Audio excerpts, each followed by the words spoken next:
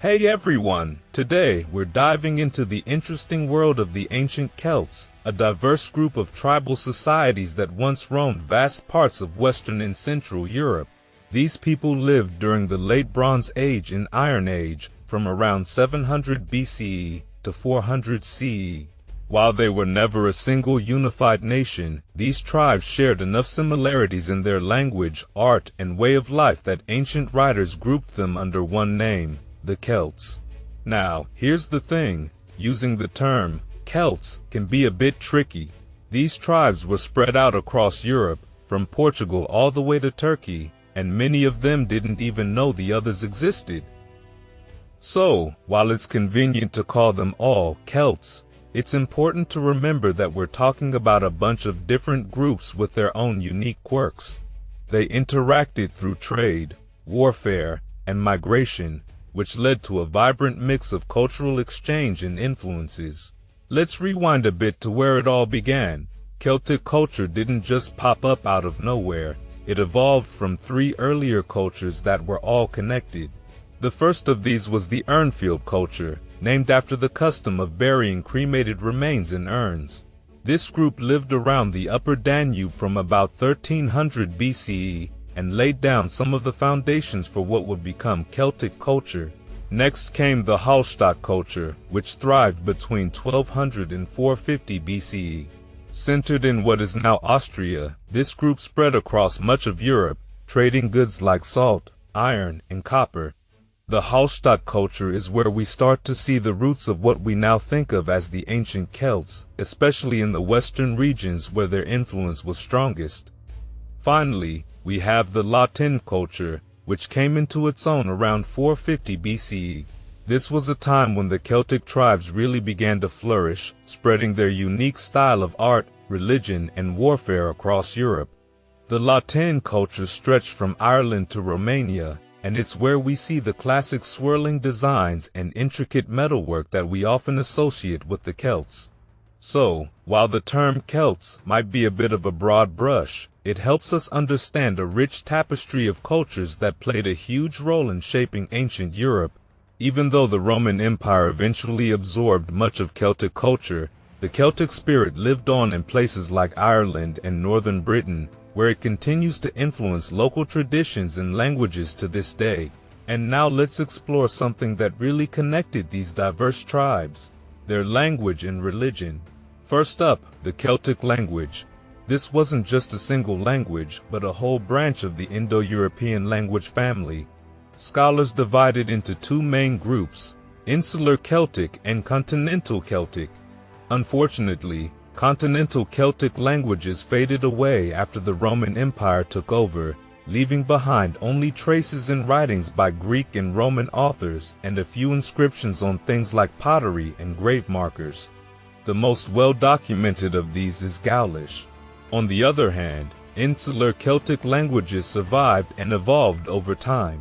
They split into two subgroups, Britannic and Goidelic. Britannic was spoken all across Britain during the Roman period. From Britannic, we got languages like Welsh, which is still spoken today, and Cornish, which saw a revival after dying out in the 18th century. Then there's Goidelic, which includes Irish. The earliest evidence of Goidelic Irish dates back to the 5th century. It eventually evolved into Middle Irish and later into Modern Irish, which is still spoken today as well. Now, let's talk about the Celtic religion. The Celts practiced a polytheistic religion, meaning they worshipped many gods, although our knowledge of these gods comes mainly from Roman and Greek writers, since the Celts themselves didn't leave much in writing. Their religion was deeply connected to nature. Sacred groves, rivers, and springs were all revered as holy sites. The Celts made votive offerings to their gods, which could be anything from food and weapons to the more rare practice of animal or even human sacrifice. The Celts also believed in an afterlife, which is evident from the way they buried their dead with valuable goods, likely to help them in the next life. Totems, particularly animals like stags and boars, were believed to hold protective powers. The human head was also highly revered, considered the seat of the soul. One of the most mysterious aspects of their religion was the Druids. religious leaders who were the keepers of knowledge and tradition. Druids didn't write down their teachings, so there are no surviving sacred texts or prayers. Key Celtic gods included Cernunnos, the horned god of nature and fertility, and Lugus, or Lu, who was worshipped as the all-wise and all-seeing god of the sun. Interestingly, some Celtic gods were worshipped in groups of three, like the matrony, three mother goddesses who symbolized strength, power, and fertility. And as time went on, the Celtic religion absorbed some influences from the Greek and Roman gods, especially as their sacred sites began to include larger stone temples in place of simpler earthworks. Now, let's shift to Celtic society. Even though we don't have written records from the Celts themselves, we know a bit about how their society was structured. It was hierarchical, with rulers and elite warriors at the top, followed by Druids, who were exempt from taxes and military service. Below them were specialized craft workers, traders, slaves, and farmers, the backbone of their largely rural and agricultural society. Celtic tribes were typically led by monarchs or elected chiefs, and sometimes by councils of elders. Over time, tribes would band together, especially to defend against common threats like the Romans. Women could hold significant power in Celtic society too, with some even becoming tribal leaders like Boudica, who famously led a revolt against the Romans in 60 CE. Celtic society was tightly knit, with strong kinship ties. The rulers maintained loyalty through gift-giving and hosting grand feasts. They also forged alliances by fostering children with other aristocratic families, a bit like medieval feudalism. While there were clear social classes, it was possible to move between them, especially through achievements in war or specialized education, like that of the Druids, which could take up to 20 years. And now let's dive into their art and how it reflects their culture. Celtic art is one of the most distinctive features that connected these tribes across Europe. Influenced by earlier Iron Age cultures and by neighboring civilizations like the Greeks, Romans, and Etruscans, Celtic art incorporated a wide range of materials: pottery, stone, iron, bronze, and gold. They even used exotic materials like glass, coral, and amber to add extra flair to their creations. The Celts were masters of metalwork, using techniques like casting, engraving, and repoussé, where they hammered the metal from behind to create intricate designs on the surface. Their art wasn't just about decoration. It was a way to express power, religious beliefs, and a deep appreciation for beauty, even in everyday objects. From ornate cauldrons to intricate gold torques, Celtic artists loved flowing forms, complex patterns, and swirling designs. They often depicted gods, warriors, and animals, especially those that held symbolic power like stags, boars, and horses. Trade was another crucial aspect of Celtic life, and it played a big role in shaping their art and culture.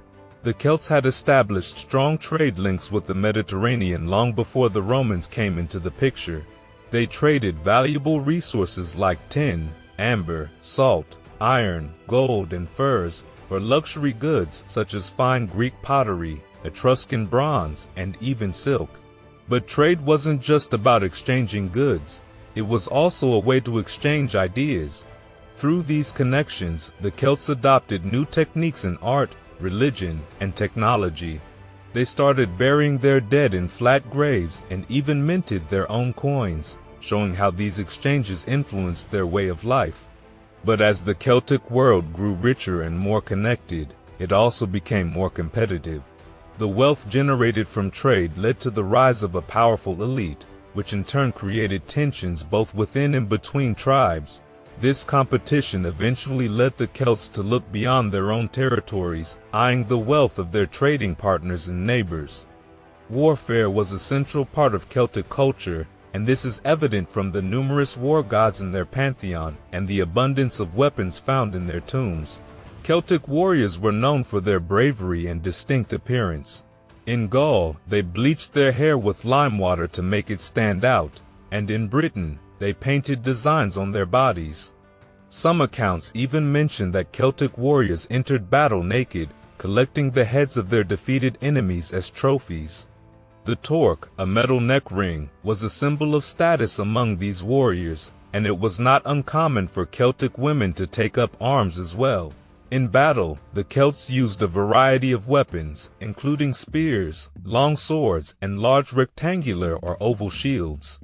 Their armies were equipped with slingers, chariots, and cavalry, and they used war horns and standards for organization on the battlefield. The Celts were formidable opponents, causing significant trouble for their neighbors as they expanded their territory in what's often referred to as the Celtic Migration. Their conquests included the sacking of Rome in 390 BCE and the looting of Delphi in 279 BCE. Despite their prowess, Celtic armies eventually met their match against the more disciplined and better equipped forces of the Hellenistic kingdoms and the Romans. However, even after being conquered, Celtic warriors continued to fight as mercenaries in many Greek and Roman armies, earning a reputation for their bravery and skill. The decline of the Celtic world began with increasing internal competition for resources and trade.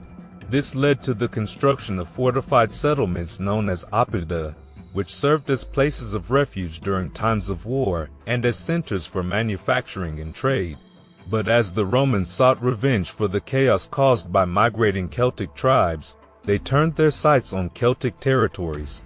In 125 BCE, the Romans attacked the Arverni tribe in Gaul, and less than a century later, Julius Caesar launched his campaign to conquer Gaul. Despite fierce resistance from leaders like Vercingetorix, the Celts in continental Europe and southern Britain were eventually absorbed into the Roman Empire. Yet, the Celts didn't disappear completely. In more remote areas like Ireland and northern Britain, Celtic culture continued to thrive. It was in these places that the Celtic legacy was preserved and carried forward into the medieval period. The stories and traditions of the Celts lived on in the epic poems of Irish, Welsh, and Scottish literature, and their artistic influence is evident in the intricate designs found in illuminated manuscripts, brooches, and stone crosses. Even as they adapted to new influences and changes, the Celts left a lasting mark on European history, one that continues to be celebrated and remembered to this day.